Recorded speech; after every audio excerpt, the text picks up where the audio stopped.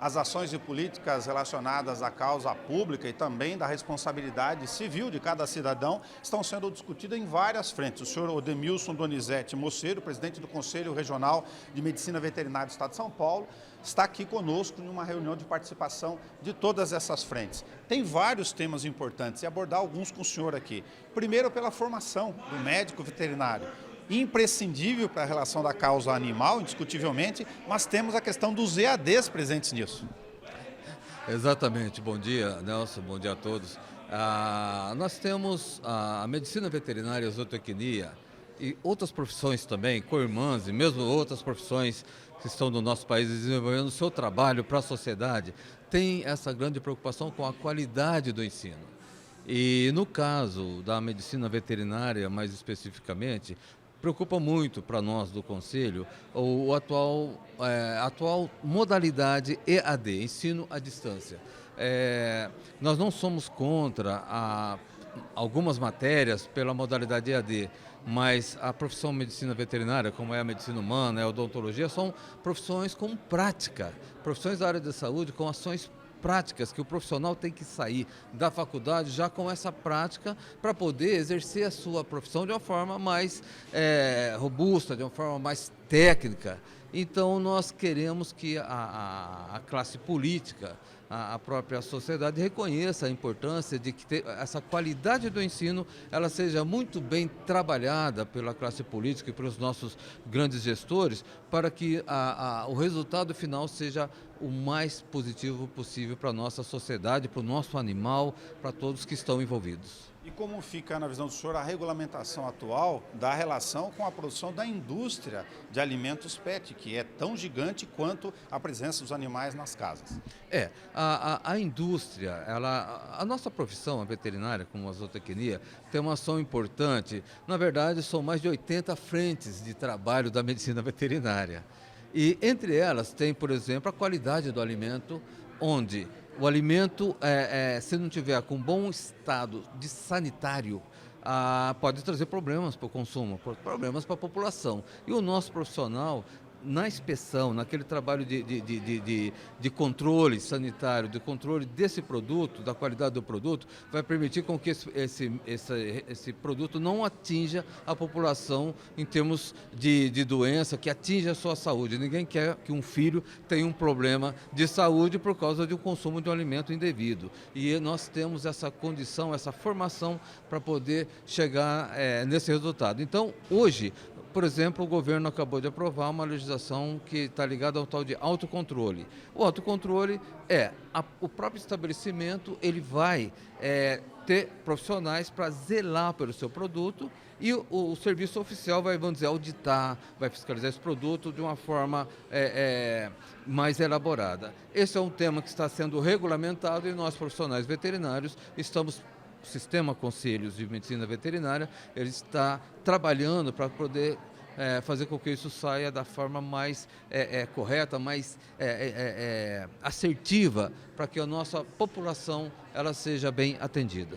Nesta cadeia de várias frentes tem a questão do controle de zoonoses, que também é uma frente com várias vertentes. E também uma espécie de uma discussão que é necessária aqui de maturação ou de maturidade da humanização dos animais, porque tem relações de zoonose no dia a dia que transformam voluntários, bem intencionados, em eventuais propagadores de doença, inclusive. Pois é, eu digo o seguinte, que nós, profissionais das diferentes áreas da saúde, todos nós somos também educadores. Então, um profissional médico veterinário, ele ciente do problema que porque isso é um problema inclusive social, muitas vezes o acumulador, ele vai trazer um problema, ele vai difundir doenças do mundo animal para o ser humano, tem muitas zoonoses sérias. A gente sabe, a Covid, por exemplo, praticamente as principais doenças humanas que têm tido, por exemplo, pandemias, epidemias, tem o animal associado. E não é que o animal é o culpado, o animal é tão vítima como nós, seres humanos. O que nós temos que fazer é zelar para que esse animal seja respeitado, que ele não seja um animal que vai adquirir a doença e depois transmitir. Então, tem que ser tem que ser cuidado do animal com os critérios técnicos, e o médico veterinário é o profissional qualificado para dar essa orientação. Por isso que eu digo, esse papel educador da profissão, ele é muito importante, porque é importante que a população ouça esse médico veterinário dizendo dos riscos também que existe. Então, por exemplo, tem doenças, o beijo no animal, se o animal tiver com esporotricose, é uma zoonose muito séria, se o animal tiver uma leishmaniose. Então, são detalhes que a população precisa entender melhor para poder dar todo o carinho, toda a atenção, todo o conforto para o animal. Precisa ser feito, o animal merece isso, mas entenda também dos riscos que existem e esse equilíbrio que é fundamental. É isso que nós queremos cada vez mais divulgar. E, por fim, como é que o Conselho vê nessas relações da ação política, as questões de algumas cidades que adotam, por exemplo, as políticas de saúde separadas, embora intersetoriais, com a questão de meio ambiente, zoonose separada de ações de profilaxia nas ruas, e algumas que adotam conjuntamente? Eu entendo que o bem-estar animal está sempre crescendo, evoluindo de forma positiva. Eu creio que essa separação, no meu entender particular, ele é mais indicado. Isso é a melhor medida, inclusive legalmente é o mais recomendado. Cada município tem a sua política de ação, mas eu entendo que o que nós precisamos fazer hoje é estimular que os próprios municípios, nós temos excelentes trabalhos nos municípios, já muitos deles, aqui nós somos com a representante de Guarulhos, aqui em Bauru tem isso, eu vi agora em Jundiaí, muitos municípios fazendo bons trabalhos nesse sentido, e o que nós precisamos, aí o Conselho pode contribuir com isso, é fazer com que esses movimentos, esses grupos façam uma interação, discutam esses temas através de um fórum, pode ser fórum através das próprias redes sociais, mas também presencial, para que comece a harmonizar essa ação no próprio Estado. Tem muita gente fazendo trabalho bom nos municípios, tem município que ainda está mais carente. Aliás, eu acho que a maioria. Então, precisa, e os trabalhos bons precisam ser difundidos. Com códigos ou sanitário, por exemplo. Tem municípios com códigos sanitário, Bauru tem, Marília tem, vários municípios com excelentes, muitos municípios com excelentes códigos sanitário.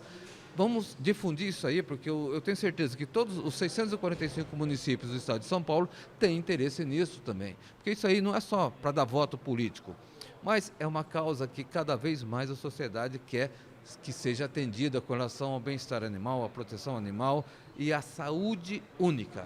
Eu digo o seguinte, para os políticos que investirem em saúde única, para demonstrar cada vez mais a importância dela, porque isso é um trabalho nosso também educativo, o que é a saúde única? É um equilíbrio entre a saúde pública, ou seja, a saúde humana, a saúde animal e o meio ambiente.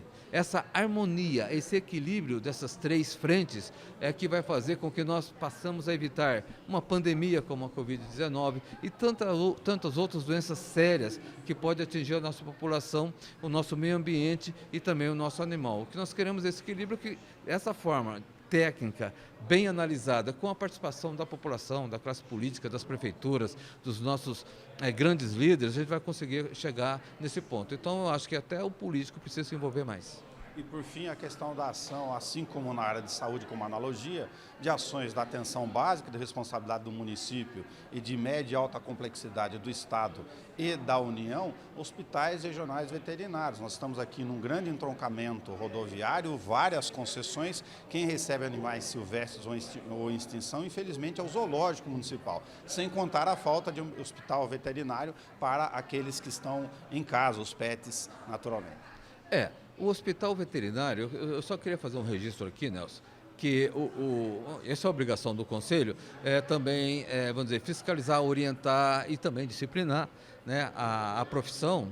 E uma dedicação muito forte hoje com a nossa fiscalização é com relação à orientação dos estabelecimentos médicos veterinários. Uma clínica, um consultório, um hospital veterinário que tem uma resolução do Conselho Federal de Medicina Veterinária, que é a 1275, que ela tem um padrão mínimo que um estabelecimento desse tem que ter. Então, o nosso fiscal vai e orienta o nosso médico veterinário em cima desse padrão mínimo. Nós não podemos, e eu digo o seguinte, há todo um investimento, há toda uma tecnologia, há todo um conhecimento desses profissionais para atender a população. Além disso, então, e eu acho que aí é importante que as prefeituras façam uma parceria público-privada. O que é isso? A prefeitura contrata estabelecimentos para fazer um atendimento às populações que estão aí mais precisando de um tipo de atendimento mais especial. O hospital público, ele também tem que atender esses requisitos mínimos. E aí cabe ao Poder Municipal investir nisso. É algo político que, decisões políticas locais, e o Conselho que ele quer é que a população seja bem atendida, é isso que é importante, atendendo esses requisitos mínimos técnicos que o próprio sistema, o Conselho preconiza como padrão mínimo de atendimento para que o animal não sofra, que o animal seja bem atendido conforme é merecido.